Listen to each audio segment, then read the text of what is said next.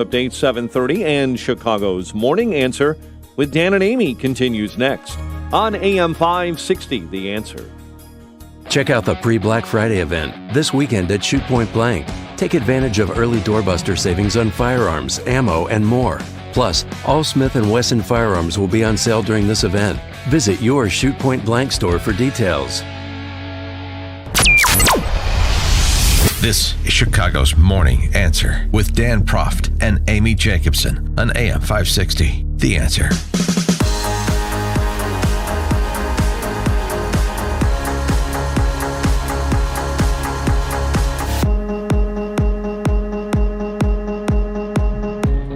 Top of the morning, Dan and Amy. And again, we have did yesterday, our 2019 Food for the Poor campaign, where we are looking to raise money with your help and support for Venezuelan families who have fled Venezuela because of the repression under, Chavez first, now Maduro, the destruction they have wrought on that country.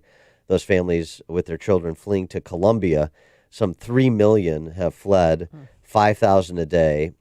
Food for the Poor has infrastructure in Colombia to provide life-saving food and water and shelter for as many of these individuals as they can. They've got 11 feeding centers that are set up that serve 9,000 people a day. That's unbelievable. And and so we're focused on just trying to do our part, what little we can. Our goal is to provide food for a year for 600 Venezuelan families currently living in refugees in Colombia this year. And what we're asking for is a one-time donation of $300, which if you think about it, that's just $25 a month for 1 year. And that will feed a Venezuelan family of 4 in Colombia for 1 year. We'll take whatever donations. If, you could just give $100, $50, whatever would be much appreciated. To do that, call 844-862-HOPE. 844-862-4673, or simply go to 560theanswer.com and search for the keyword food. I want to pick up our conversation with Christian Caruzo. He is a Venezuelan writer who's been documenting life under Maduroism, socialism in Venezuela, the destruction that has been wrought that we're describing, but he lives it every day. And he's been providing some chilling and brilliant memorializing of what's happening in Caracas and the country, the larger country. Christian, thanks so much for joining us. Appreciate it. Hey, good morning, Dan. How are you guys? Well, more importantly, how are you? You're in the difficulty of Caracas. We're in, Chicago's difficult, but nothing compared to Caracas. Oh, well, just surviving, man, just surviving. Well, just can you describe for us the level of poverty and what it's like to, even go try and buy food for your family or for yourself? All right. It's kind of bizarre because there's just such a discrepancy nowadays. But the thing is that most of the people do not have access to food in a secure manner. Like, for instance, most of the ones that have been affected the most by this crisis, the ones in the poorest areas of the country, they don't have the resources to buy food in a consistent manner. So, for instance, they have to rely on certain programs, and that's not as a result. There's a lot of people that are malnourished. A lot of people have lost weight, and when you're malnourished, all that things lead to health issues, and it's just a cascading effect of things that happen. And it's kind of disheartening because every time you walk in the streets, you see people scavenging through garbage bags, desperately trying to find food. And when you see children doing that, it's the most soul-crushing thing you can experience. In one of your more recent pieces, you've been writing this series, My Socialist Hell, describing various aspects of what's happening in Venezuela. One of your most recent pieces, living in post-electricity Venezuela, you talk about essentially the collapse of the power grid there. Yes, it's something that has been going on for years now, but things reached a critical point earlier in March. The country went through a series of severe blackouts, some of which lasted days, even weeks in some places. I went through, let's say, 72 hours. The first blackout in Caracas, we went about 3 or almost 4 days without power. and then we got hit by a second one, and then a third and a fourth one. I live in Caracas. This is the capital, and because this is the seat of power for Maduro's revolution and the Socialist Party, they have done everything in their power to keep the capital afloat. So you don't see the effects, you don't get to experience the full extent of this disaster. But if you go to other areas, for example, Maracaibo, that was the city I was born in at, you can expect to go even 18 hours per day without power, and it's very inhumane. It's inhumane. There's no way to describe it other than inhumane. Well, do you fear a day when you'd have absolutely no power ever again? It's, well, considering everything that happened earlier this year, yeah, it's a constant feeling that at some point things are just might collapse irredeemably, irreparably. Sorry. You also write about running water. It's been 3 years since you had running water 24/7. Yes. As a matter of fact, I do not have running water right now. We may, hopefully, I hope that we get it back by Thursday, because we are running on the building. I live in a small building. We have a small tank, and we ration it like two hours per day, in the morning and then in the evening. As a matter of fact, before I came to this interview, we went through our morning ration, so I took advantage of it and cooked some rice to have ready before water was off. And so I mean, are you in this building in which you live, the neighborhood in which you live? Is this where people are just coming together and working together to try and ration what little you have, or how does it work? Well, basically every building, every community has to come with their own solutions, their own schedules and everything, just to try to survive.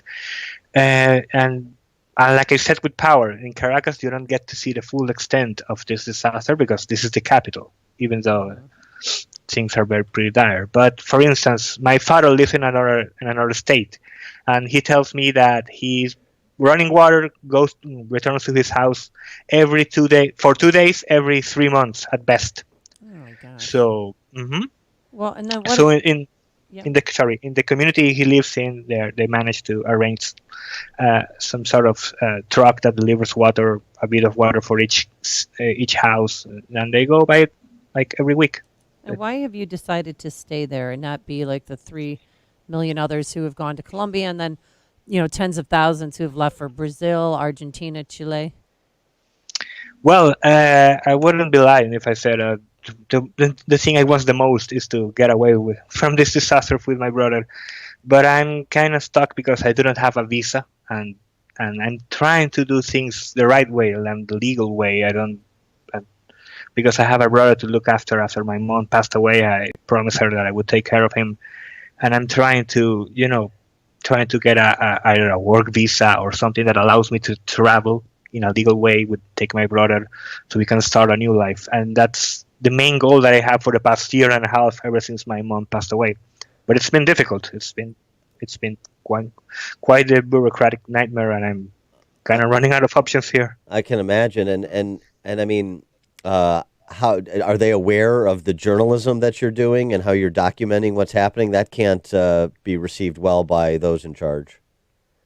Well, I wouldn't be lying if I said that it's a bit scary. It's you have to take a risk, but somebody has to do it. And there are people who have been doing this for some time now, and all I'm doing is trying to contribute with my own input, my own insight. Yeah, it's a risk. It's a risk, but and I take my precautions. I try to keep a low profile. Wow. Are there supermarkets still open? And if so, like how much is a carton of eggs or a loaf of bread? A loaf of bread. Actually, this is the most bizarre part. A loaf of bread costs more than what I pay for electricity in a year. In a year? Yes, okay. That's our public utilities have been heavily subsidized to the point of absurdity, and that's something that I will be touching in an upcoming article. There's such a severe discrepancy between the cost of food and the cost of services and utilities.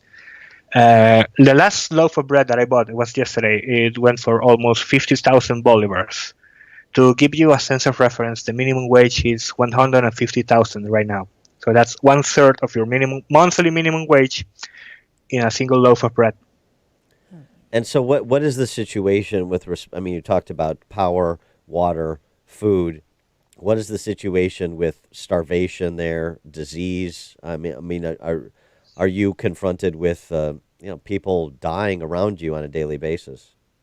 Yes, like I said, I lost my mom to cancer because there was no treatment left in the country. And during those 2.5 years where I helped her with her fight against it, I saw so many. There's too many desperation. People desperate, trying to find medicine, trying to find. There have been diseases that had been eradicated already long ago that have returned as a result of this health crisis. The hospitals are all but technically. Most of the hospitals are all but technically shut. My mother used to run the pain and palliative care unit in her hospital she worked at, and she built that from the ground up for 16 years. And I recently talked to the nurse that worked with her all these years, and she told me that it's basically all her work is now gone because the hospital is technically shut down. And my father is also a doctor. He tells me that the hospital's directive, they basically told him that if you need supplies, you might as well engage with bartering and trading with other hospitals to see if they have something that you need, and you may have something that they need, and you can arrange something, because there's simply no resources. There's no medicine. It's a mess. What is the exodus like, and how does that proceed? Is the government actively trying to keep people from fleeing to Colombia and other countries, or are people free to make their own way and make the journey however they can to wherever they can? It's kind of interesting that you mentioned that today, Dan, because there's been a rumor going on this morning that apparently the price of passports has been increased exponentially to over 2 million bolivars. So it's almost about 100 euros now for a passport, and that's something that most people can't afford. So it's not like they close the doors for you. The borders are open. You can leave if you want, but they don't really make it easy for you to leave in terms of paperwork, in terms of passports. That's why you see so many people that have desperately fled I suppose, enter the country, other countries in illegal ways, because they don't have the paperwork, they don't have the passports or their work documents or their diplomas and everything. And there's too much corruption in that regard. Like, if you need your documents legalized and apostille, for example, if you want to work someplace, you either need to get lucky and somehow made it out with your things, or you might as well just bribe your way out of something that should be simple in any other country. He is Christian Caruzo. He's a Venezuelan writer documenting life under Maduroism in Venezuela's most recent piece, My Socialist Hell, this series that he's doing, Living in Post-Electricity Venezuela, which I'll tweet out at Dan Proft. Christian, thanks for joining us again.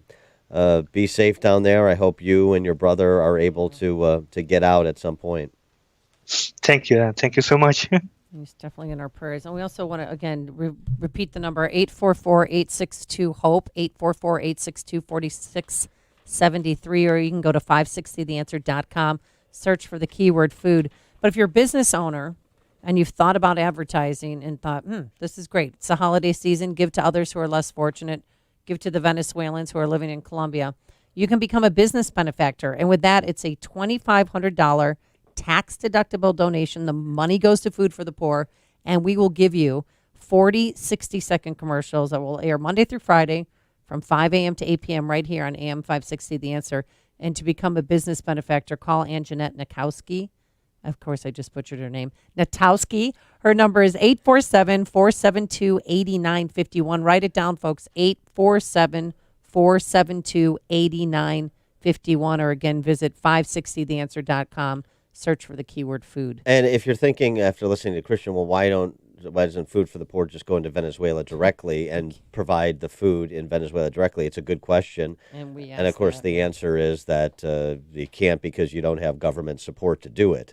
And so that would be jeopardized for them, the ability to do anything, which is why they're dealing with the refugee population next door in Colombia instead. And Christian Caruzo joined us on our turnkey.pro answer line. Listen to Dan and Amy on your smartphone. Download the AM560 mobile app today at 560theanswer.com/mobile. Hi, my name's Christina Stumble, and I own Farm Girl Flowers in San Francisco. With my Spark Cash Card from Capital One, I earn unlimited 2% cash back on all my business purchases. Last year, I redeemed $115,000 in cash back. Yeah, $115,000. And that doubled our digital marketing budget for the summer. Thanks to my Spark Card, we had our best summer yet. Imagine what the Spark Card from Capital One could do for your business. What's in your wallet? Real Capital One customers pay for real stories. Credit approval required. Liberty Mutual Insurance Company presents and Doug. Where's the money, Karen? I'm sorry, the money? The money you saved by having Liberty Mutual customize your home insurance, so you only pay for what you need. Oh, that money. I used it to add to my collection